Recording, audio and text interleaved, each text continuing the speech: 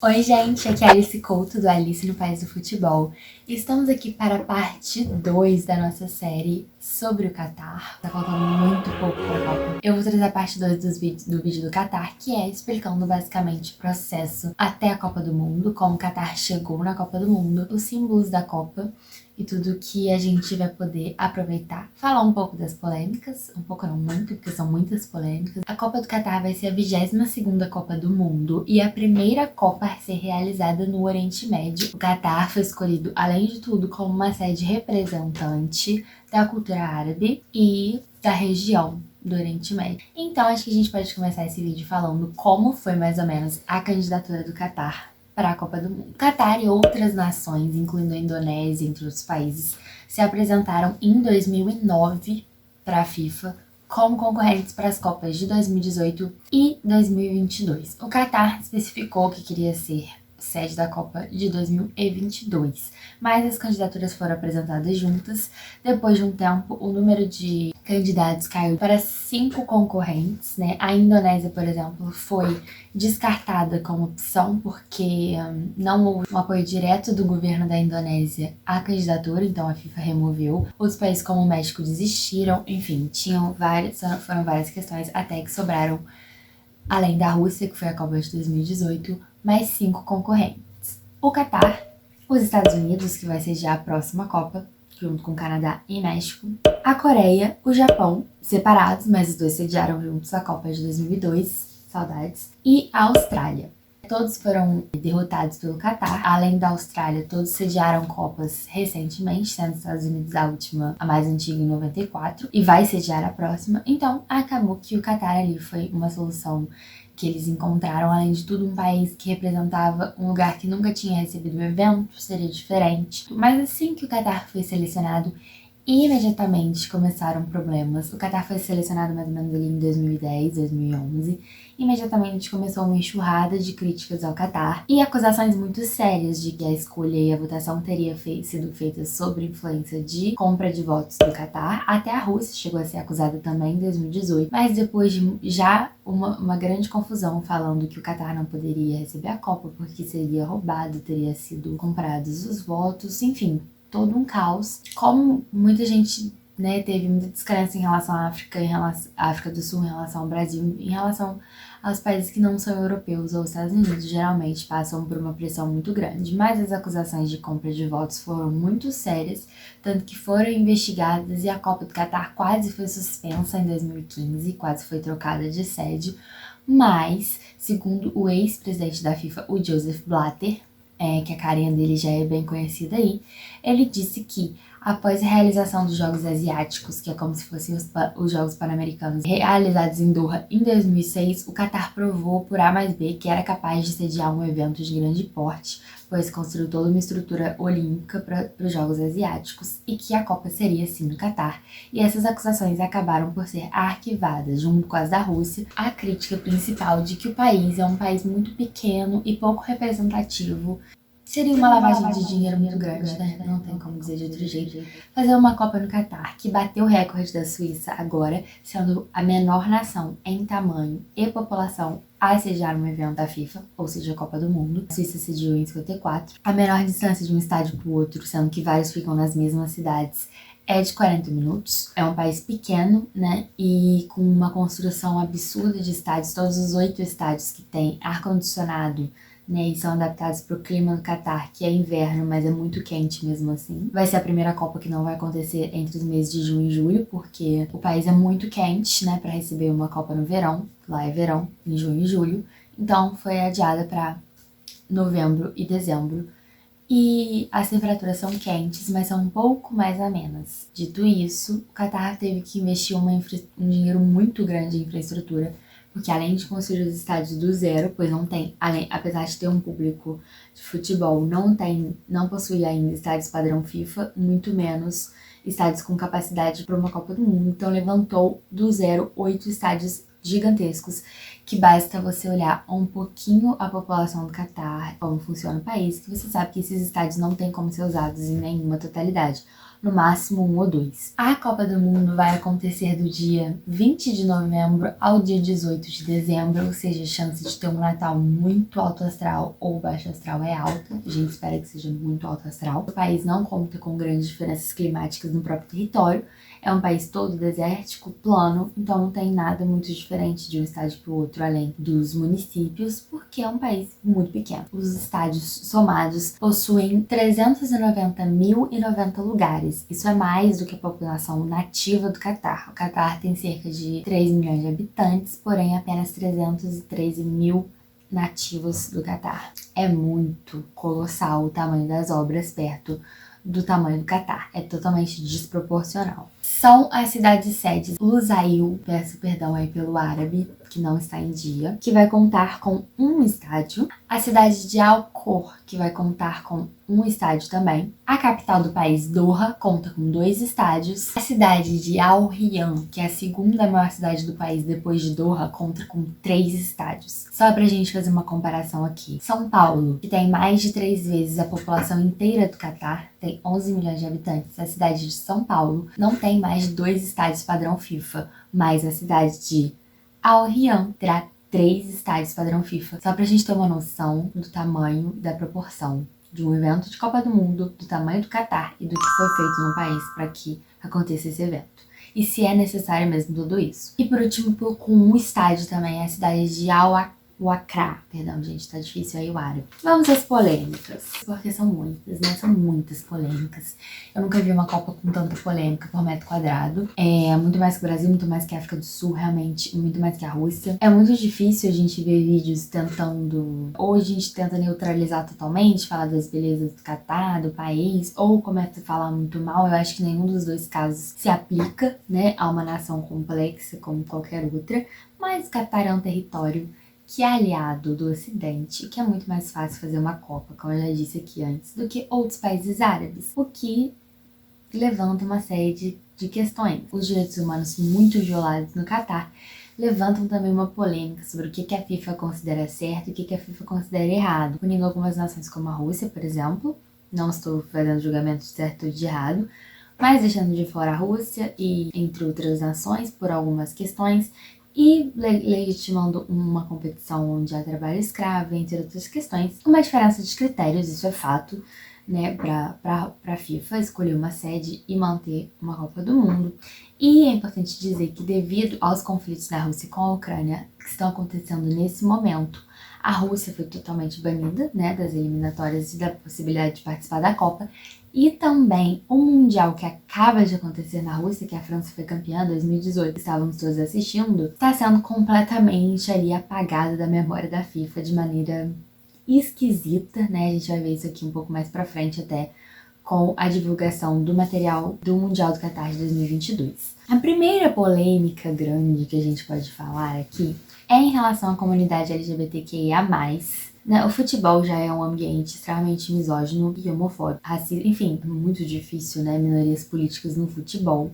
Porém, a comunidade LGBTQIA+, sofre mais um bônus, né, que é um país que tem a legislação muito violenta dentro da lei com a comunidade, e a FIFA tomou a atitude de não desrespeite a cultura deles, por favor, enquanto estiver lá. Ou seja, caso aconteça alguma coisa, a FIFA já está dizendo que não é problema dela, porque respeita a cultura do Catar e entre outras coisas. Fere aí não sei quantos mil direitos humanos, né? Já começa de uma maneira esquisita, né? Porque reforça estereótipos do mundo árabe, né? De maneira não agradável, não estimula nenhuma discussão, né? E me parece que a FIFA tenta de todos os jeitos blindar o Catar, porque já tem muitos problemas para o acontecimento da Copa. A gente viu muita gente aí jurar de pé junto que não ia ter a Copa no Catar, porque o país não ia ser capaz de superar todas as polêmicas, todas as questões. Só que é um país que tem, além de tudo, muito dinheiro. Então acho que nunca duvidei que a Copa seria no Catar, nunca duvidei da postura da FIFA em relação a certas coisas. Para mim não é surpresa nenhuma, mas para algumas pessoas retiraria do Catar a possibilidade de fazer a Copa. Enfim, né? A Noruega, por exemplo, chegou a criar um abaixo-assinado e uma campanha inteira de protestos dizendo que não iria atender as eliminatórias, não iria à Copa do Mundo, em protesto ao trabalho escravo no Catar, outras coisas que a gente ainda vai chegar, mas não deu em nada, a FIFA não deu muita bola. Infelizmente, não houve sequer uma investigação de grande porte às questões que estão acontecendo lá. Em relação à Anistia Internacional, o Catar tem um problema muito sério com a Anistia Internacional, seja pelo trabalho escravo, que não compete só a Copa do Mundo, seja pelos direitos humanos, a questão LGBTQIA+, a questão das mulheres, a xenofobia do país com trabalhadores que vêm de fora. Todas essas questões também são muito fortes na Anistia Internacional, mas, novamente também, não foram colocadas em pauta. E aí talvez a questão principal de todas as, né, que a gente viu na mídia, viu em todos os lugares, mas que não foi tão levada a sério assim como deveria ter sido, que é a questão do trabalho escravo no Catar. O Catar tem uma postura, muitas vezes prevista na própria Constituição, de direitos trabalhistas ou a ausência completa deles, muito questionáveis, né? É permitido em alguns casos, especialmente para empresas de capital estrangeiro que geram a economia do país, que movimentam a economia do país, se possa punir funcionários fisicamente, proibi-los de comer e beber água, submeter a situações complexas, especialmente num calor de mais de 40 graus no verão, onde todos os funcionários estavam trabalhando agora para os preparativos da Copa. Os jogadores, né, e os turistas não vão ser submetidos ao calor master do verão, mas os funcionários todos foram, e nesse ano e todos os outros, mortes de pessoas trabalhando. Ou seja, houve o The Guardian lá em 2015 denunciou uma série de mortes que tinha acontecido de funcionários indianos e nepaleses, uma série de mortes, e chegou a prever um número assustador que chegou perto de se concretizar, de milhares e milhares de trabalhadores, né? A gente chegou a essa marca de milhares de trabalhadores que morreram em trabalho para a Copa do Mundo, em grande maioria imigrantes, tá? Em grande maioria. Apesar das imensas e enormes emoções e comoções em relação ao tema, a FIFA fez uma investigação que não chegou a nenhuma conclusão, puniu alguns casos de construtoras em alguns milhões de dólares, mas aí nada que pudesse que resolvesse de fato a questão. Apesar da campanha grande e extensa da Anistia Internacional sobre o trabalho escravo, a gente tem aí vários problemas que seguem acontecendo nesse momento. Dito isso e feita essa denúncia, o Mundial vai acontecer. As seleções estão classificadas, todas as 32, a última Copa com 32 seleções, né, a última Copa como a gente conhece, e muita gente sabe disso. Todos os árbitros já foram escalados, todos os países já, né, enfim, tá tudo pronto para começar o evento, né, do ponto de vista turista e completamente alheio a questões políticas e econômicas do país, sociais. Está tudo pronto, né? O Catar é o primeiro país árabe. Eu falo isso várias vezes porque é importante a região, né? O Oriente Médio e o mundo árabe, mas a religião islâmica né, é de uma população imensa, de uma região imensamente importante para a economia. É uma região estigmatizada e que sofre muito preconceito, especialmente etnocêntrico, e é a primeira Copa desse mundo, é a primeira vez que o mundo árabe recebe um torneio de grande porte internacional, sendo a Copa do Mundo a maior competição esportiva do mundo, né? Então é muito importante esse fato, né? O mundo árabe poder receber sim a primeira Copa. E já está tudo pronto para acontecer, né? Milhões e milhões e milhões e milhões e milhões de dólares já foram investidos. E já temos aí álbuns de figurinha circulando, seleções pré-convocadas. E nós temos aí os grandes símbolos da Copa do Mundo, especialmente a bola oficial, o mascote, a arte, o logotipo da Copa, né, que a gente tem. Eu particularmente, até como descendente de família árabe, tenho que dizer que eu achei muito fraco os ornamentos, a identidade visual da Copa, né, que o Catar optou por fazer. É uma primeira identidade, ainda mais por ser a primeira vez do mundo árabe sediando uma Copa. Eu acho que poderia ter explorado muitas cores, muitos elementos, mas foi pouca coisa, eu achei. Né, a gente teve uma divulgação tardia do mascote, uma divulgação tardia da bola oficial, o que eu achei, assim, de pouco cuidado, inclusive, da FIFA em relação a isso, né? Em relação à parte positiva, né, de que uma Copa no Catar traz, né? Da representação cultural, da identificação de muita gente com esse torneio, Enfim, eu achei muito pouca na música oficial, né, direito. Saiu a música, mas a gente não sabe direito. A gente teve, né, pouquíssima divulgação. Doha é a capital do país mais rico do mundo, de onde mais tem investimento. Então a gente poderia ter visto aí um grande fenômeno cultural aí das próprias marcas, né, que são sempre envolvidas com a Copa do Mundo. E não teve. Eu particularmente achei muito pouco comparado ao que o Brasil teve, comparado ao que a Rússia teve, que já foi menos que o Brasil, mas, né, a identidade visual da Rússia foi muito bonita e eu achei a do Catar pouco explorada. A gente tem, então, para começar, o nosso mascote da Copa do Mundo, que já foi muito polêmico só de aparecer. O Laíbe, que é inspirado na Rutra, que é o lenço branco que a população árabe usa na cabeça, né? Muito proteção ao sol, mas é uma peça de vestuário masculina muito comum, inclusive usada pelo emir e pelo alto escalão da cultura árabe, que é o lenço branco na cabeça com aquela faixa preta, ou de cordas, ou seja como ela pareça. O mascote Laíbe significa jogador super habilidoso, o famoso craque, o que eu achei muito legal. A questão com Laíbe foi, ele é um mascote flutuante branco com um rostinho. O que ele parece? Um fantasma, né? Foi muito difícil explicar o conceito que a FIFA queria com esse mascote. Ele é bem fofinho, bem bonitinho, mas não convenceu muito de que seria um vestuário, se parece muito com o fantasma. E não sabemos muito como ele vai funcionar na prática, né? Como que alguém vai se vestir dele, porque ele flutua. Como eu falei que a FIFA estava tentando minimizar a última Copa do Mundo ter sido na Rússia, sempre é feita uma cerimônia em que os mascotes da Copa estão todos lá, apresentando um novo mascote, um novo amiguinho, né? Que é uma questão de marketing da marca da Copa. Geralmente quem apresenta quem faz, né, parece em desenhos e animações com o mascote atual, é o mascote da última edição.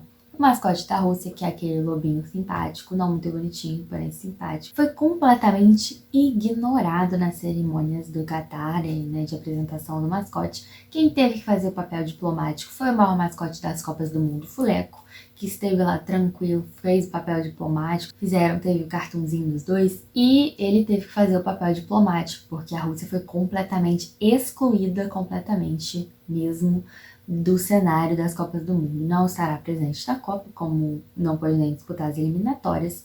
Não estou fazendo juízo de valores aqui de novo, só estou dando os fatos. E também esquece-se completamente de que a última Copa foi realizada na Rússia e pegam 2014 para representar, para passar a bola pro Catar, o que é de tudo muito esquisito, né? Porque é o meio que o sujo ali falando mal lavado, fica uma questão muito esquisita. E falando agora da bola oficial, a gente tem a Al-Hilal, que significa jornada, né, em árabe, que é uma bola que vou botar aqui ou aqui, não sei. O design dela é bem simples, mas pra mim, pelo menos remete ali a uma questão de areia, enfim, uma bola. Funcionou, né? Várias celebridades aí que são patrocinadas pela Adidas, Pablo Vittar, entre outras mil, postaram fotos com a Al-Hilal, campanha para Adidas. E eu achei tudo bonitinho e mais muito simples para que poderia ser, para o nível de sofisticação que poderia ser. Também quem sou eu para falar. Tem aí os símbolos prontos também da nossa Copa do Mundo. Quem já está fazendo álbum de figurinhas, gastando dinheiro surreal com isso. Também já vi os estádios, como são muito diferentes, muito grandes, todos fechados, né? Totalmente diferente do que a gente conhece. Vai ser a primeira Copa que vai ser uma época do ano diferente, num país totalmente diferente, circunstâncias diferentes, estádios, tudo muito doido, tudo muito diferente. Você, como sempre, denunciando e fazendo todas as denúncias que têm que ser feitas. A gente está animado, pois Brasil na Copa é Brasil na Copa. São os grupos G, então estrearemos um pouco depois. Vai saindo coisas sobre a Copa, a gente vai ficando animada. E esse foi um vídeo mais ou menos aí para tentar apresentar o Mundial de 2022 para vocês. Façam suas apostas e que comecem os jogos. Temos uma seleção competitiva. Então, se você gostou desse vídeo, deixa o gostei aqui embaixo, comenta esse vídeo, tudo que você quiser comentar, se você gostou desse vídeo, se você tem algo a acrescentar, se você tem algum palpite para quem vai ganhar a Copa, e tudo que mais que você quiser comentar, por favor me sigam no Instagram, @Alice no País do Futebol. Esses 2 vídeos foram só aqui pro YouTube, mas posto bastante conteúdo lá também. Me sigam no Twitter, @AlicianeCouto. Manda pix. Manda um pix. Um beijo e até a próxima.